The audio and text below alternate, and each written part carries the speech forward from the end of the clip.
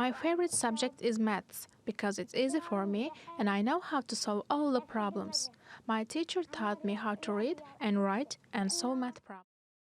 For more, Yakzan Shishakly joins me now from Gaziantep in Turkey. He is the co-founder of the aid agency Maram Foundation for Relief and Development. Thanks for joining us on the program. Sure. 10 years on, the situation in Syria seems worse than ever. It really seems like an endless war. Where do things stand now, and is there any end in sight? Well, we don't know if there's end or not. I mean, we're looking for the international community to support and to put the end of this war.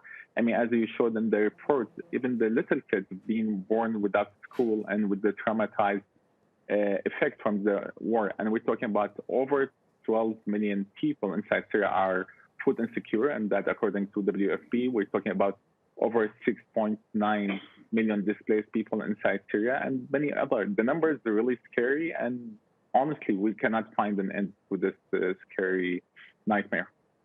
You know, and we hear many, many stories coming out of Syria similar to the one that we just saw about that little girl who's known nothing but war. And you talked about how, it's the international community that needs to bring an end to this. But it seems like the international community sometimes doesn't even care about what's happening in Syria. Why is that?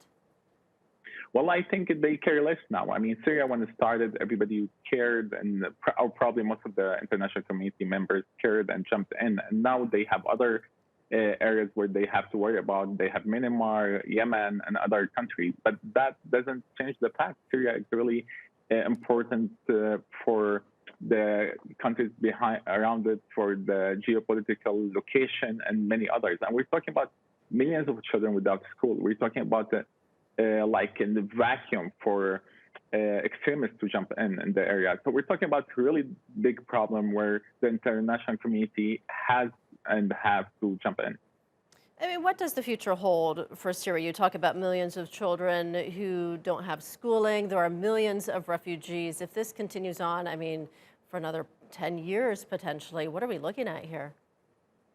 Well, hopefully we're not looking for this to continue for another 10 years. And I see a lot of effort, at least from the neighboring countries and from the Syrian people themselves, to support themselves. But just like in the report you showed, even the families trying to support the children to have some education. So we're not looking for very, very dark future, but we're looking for bad time coming ahead. So if economically, we see the world going into economic crisis because of COVID, and that's also another issue where we will have problems for the next few years, but I hope we don't. And as a Syrian people, we only have hope, and we're fighting for hope.